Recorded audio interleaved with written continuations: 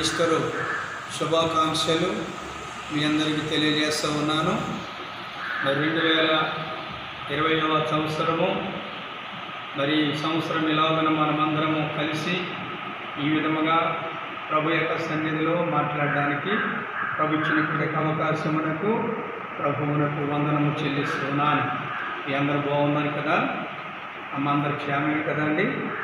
మరణాత మీ అందరికీ మరి దేవుని యొక్క వాక్యాన్ని మీ అందరికీ తెలియచేయాలని, ఈ విధముగా మీతో కలవాలని ప్రభు అయినటువంటి యేసుక్రీస్తు వారి యొక్క ప్రేరేపణ బట్టి మీ అందరితో ఇలాగున ప్రభు ఇచ్చిన అవకాశమునకు మరోసారి ప్రభువున కృతజ్ఞతాస్తుతులు చెల్లిస్తూ ఉన్నాను.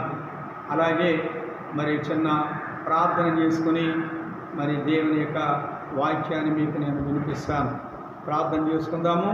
దయగల తండ్రి నీ స్తోత్రాలు, ప్రేమగల దేవా నీ స్తోత్రములు, ఉన్నత పరుడా నీకు వందనములు. గతించిన కాలము మమ్మల్ని అందరినీ కాపాడారు, దీవించారు, ఆశీర్వదించారు. 2019లో నీవు చూపిన గొప్ప కృప ఎంతో ఆశ్చర్యకరమైనది.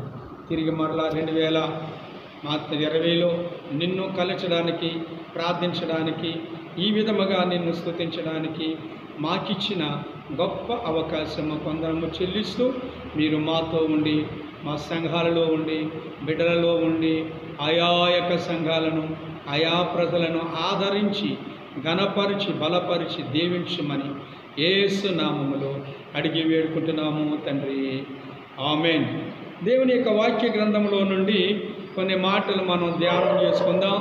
ప్రభు అయినటువంటి యొక్క యేసుక్రీస్తు వారు మరి పునరుత్థానపు యొక్క రోజు గనుక ఆయన మరణమును జయించి తిరిగి లేచినటువంటి యొక్క గొప్ప తండ్రి కాబట్టి ఆయనను గురించి కొన్ని మాటలు మనము ధ్యానము చేసుకుందాం.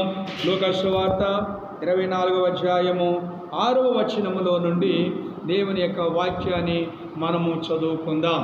అయితే దేవుని వాక్యములో ఉన్నటువంటి యొక్క మాట ఏమిటంటే, వారు ఆయనతో నడిచెను అనేటువంటి యొక్క మాట మనం ఇక్కడ చూస్తూ ఉన్నాం. దేవుని ప్రియులారా, యేసుక్రీస్తు ప్రభువారు మరణమైనప్పుడు ఆయన లేడు అనేటటువంటి యొక్క గొప్ప శబ్దము వినిపించింది. కానీ ఆయన అన్నటువంటి యొక్క మాట నెరవేర్చుకోవడానికై ఆయన తిరిగి లేచి ఉన్నాడనేటువంటి యొక్క మాట మనం ఇక్కడ చూస్తూ ఉన్నాము. కనుక దేవుని యొక్క వాక్య గ్రంథంలో నుండి కూడా మరొక మాటను మనం ఈ విధముగా తలుచుకుంటుట చాలా సంతోషకరమైనటువంటి విషయము. దయచేసి గమనిద్దాము. మరి దేవుని పిల్లరా, 24వ అధ్యాయం 6వ వచనాన్ని నేను చదువుతాను. ఆయన ఇక్కడ లేడు, ఆయన లేచి ఉన్నాడు. ఆయన యొక్క గలిలయలో నుండి ఉన్నప్పుడు మనుష్య కుమారుడు పాపిష్టులైన మనుషుల చేతికి అప్పగింపబడి సిలువ వేయబడి 3వ దినమున లేచి ఉన్నాడని ఆయన మీతో చెప్పినది మాట జ్ఞాపకము చేసుకొనుడని వారితో చెప్పాను. ఎందుకనగా ఆయన లేచి ఉన్నాడు, ఆయన తిరిగి లేచి ఉన్నాడు, అక్కడే లేడు.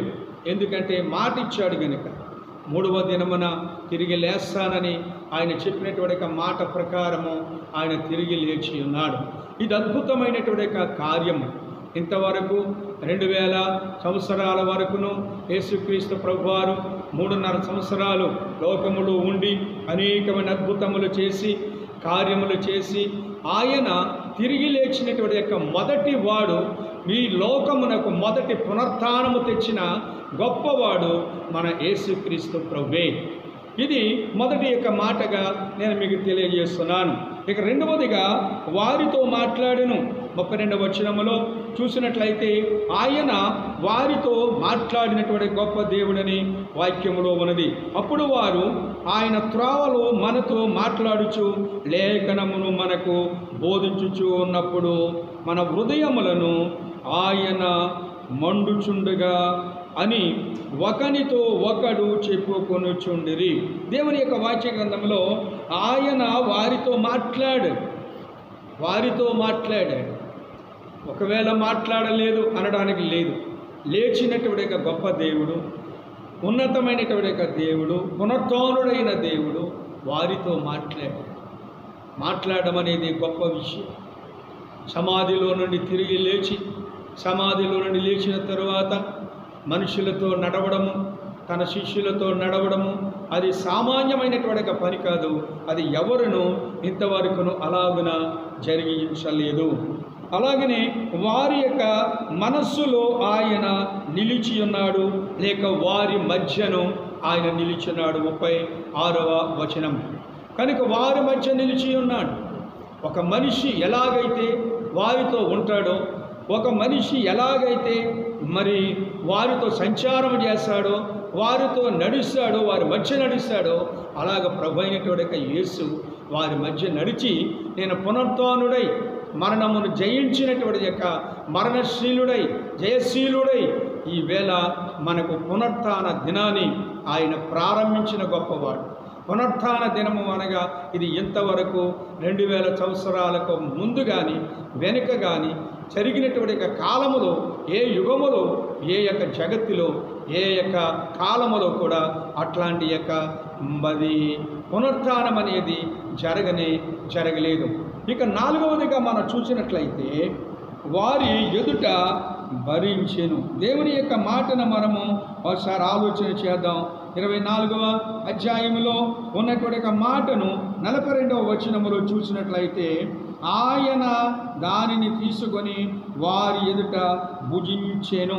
అంటే ఆహారము భుజించాడు, వారితో పాటు భుజించాడు, వారితో పాటు కూర్చున్నాడు, వారితో పాటు నడిచాడు, వారితో పాటు బోధనము చేశాడు. ఎంత గొప్ప ఆశ్చర్యము! చనిపోయిన వ్యక్తి తిరిగి లేచి 3వ దినమున ఆయన పునరుత్థానుడై వారితో పాటు భుజించడం అనేది చాలా విచిత్రమైనటువంటి విషయము. మన తండ్రి సజీవుడు, మన తండ్రి యుగ యుగములకు తండ్రి ఆయన. మన తండ్రి ఆయన జీవము కలిగిన వాడు, జీవాధిపతి అయిన వాడు. కనుక జీవాధిపతి అయిన దేవుడు, ఆయనకు మరణం లేదు. మొదటవాడను నేనే, కడపడవాడను నేనే, ఆదియు అంతము నేనై ఉన్నానని చెప్పిన గొప్ప తండ్రి ఈవేళ వారితో కూడా కలిసి బోధనము చేశాడని వాక్యంలో మనము చూడగలుగుతూ ఉన్నాము. దేవుని పిల్లలారా, మరొక విషయాన్ని మనము ఆలోచన చేసినట్లయితే, దేవుని పిల్లలారా, దేవుడు వారికి ఆజ్ఞాపించెను అనే మాట కూడా కనబడుతుంది. ఏం ఆజ్ఞాపించాడు? 49వ వచనములో కూడా ఆయన ఆజ్ఞాపించిన ఒక మాట మనకి ఇక్కడ కనబడుచూ ఉన్నది. ఏమిటనగా, ఇదిగో నా తండ్రి వాగ్దానము చేసినది నా మీదికి పంపుచూ ఉన్నాం, కనుక మీ మీదికి పంపుచున్నాను. మరి మీరు పైనుండి శక్తిని పొందు వరకు పట్టణములో నిలిచి యుండుడని వారితో చెప్పాను.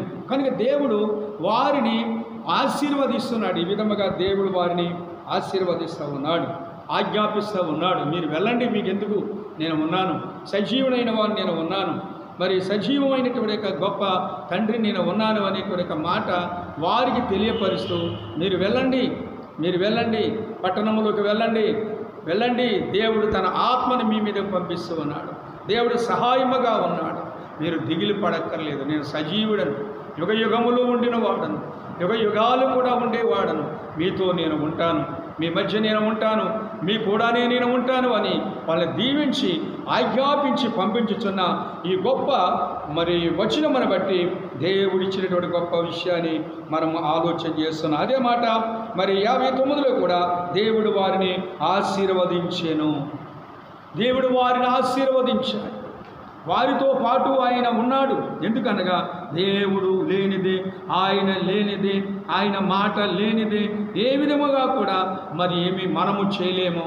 ఆనాటి కాలంలో శిష్యులైన వారు ఆశీర్వదించబడిన వారు. 59వ వచనములో మనం చూసినట్లయితే దేవుని యొక్క మాటను మనం చూద్దాం. ఒకసారి 51ని చూద్దాం. ఒకసారి ముందు 51లో వారిని ఆశీర్వదించగా ఆయన వారితో నుండి ప్రత్యేకించబడి పరలోకమునకు ఆరోహణమాయి. కనుక ఈ విధముగా తండ్రి వారిని ఆశీర్వదించి పరలోకమునకు ఆరోహణమైన మన గొప్ప తండ్రి అయిన వాడు యేసుక్రీస్తు ప్రభువారు మనలను దీవించి మనలను ఆశీర్వదించిన గొప్ప తండ్రి. ఎవరును ఇంతకాలమునకు ఎన్ని యుగములైనను, ఎన్ని తరాలైనను, ఎన్ని జగత్తులైనను యేసు ప్రభు లాంటి వారు లేరు. ఆయన లాంటి మహాత్ముడు లేడు, ఆయన లాంటి గొప్ప తండ్రి లేడు, ఆయన లాంటి యొక్క తండ్రి, ఆయన లాంటి యొక్క ఆశీర్వదించేవారు లేరు. ఆయన మాట అవునంటే అవును, కాదంటే కాదు. అందువలనే దేవుని ఈవేళ లోకమంతా కలిసి ఆయనను ఆరాధిస్తూ ఉన్నది అంటే ఆయనలో గొప్ప త్యాగం ఉన్నది. ఆయన చేసిన త్యాగము ఇంత అంతైనది కాదు. ప్రజలను కాపాడడానికి, ప్రజల కోసమై, పాపల కోసమై ప్రాణాన్ని పెట్టడానికి తెగించినటువంటి యొక్క గొప్ప వ్యక్తి ఆయన. లోకమునకు ఎందరో మహానుభావులు వచ్చారు వెళ్ళారు, కానీ ఎవరు చేయలేని ఒక గొప్ప త్యాగము ఇవే లోకము కోసము ప్రాణమును పెట్టి రక్తమును కాలువలుగా కాల్చివేసిన గొప్ప తండ్రి అని నేను మనవి చేస్తూ ఉన్నాను. అలాగే మీరందరూ కూడా ఈ మాటల చేత ఆదరించబడాలి. ఇదే మన యొక్క పండుగ ప్రసంగము. అలాగే ఈవేళ లేచిన గొప్ప తండ్రి యొక్క ఆశీర్వాదము ఈవేళ మనందరం పొందగలమని మీ అందరికీ నేను మనవి చేస్తూ ఉన్నాను. ప్రభు మిమ్మలను, మీ బిడ్డలను ఆశీర్వదించి సర్వలోకమును ప్రధానికమునకు ఆయన ఇచ్చిన ఆశీర్వాదము మనకు కూడా పొందేటట్లు సహాయము ప్రభు మనందరికీ దయచేయును గాక. ఆమేన్. చిన్న ప్రార్థన చేస్తాను. దయగల తండ్రి, నీ స్తోత్రాలు, వందనాలు చెల్లిస్తూ మీరు తోడై ఉండండి, సహాయం చేయండి, సమాధానపరచండి. ఈ విధముగా అందరినీ కలుసుకోవడానికి మీరు ఇచ్చినటువంటి అవకాశములకు వందనము చెల్లిస్తూ ప్రియ ప్రభాని స్తోత్రం. మృతులలో నుండి లేచిన తండ్రిని స్తోత్రం, పునరుత్థానుడవైన తండ్రిని స్తోత్ర, సజీవుడవైన తండ్రిని స్తోత్ర. మీరు చేసిన త్యాగం మా మీదను మా బిడ్డల మీదను ఉంచి కృప చూపించి సహాయం చేయి, ఆదరించు, కనపరచును, బలపరచుమని త్వరగా వచ్చుచు రెండవ రాకడలు మమ్మల్ని ఆయుధపరుస్తున్న పరిశుద్ధాత్మ తండ్రి యొక్క ఆశీర్వాదం సదా మనందరికీ తోడై ఉండును గాక. ఆమేన్, ఆమేన్, ఆమేన్.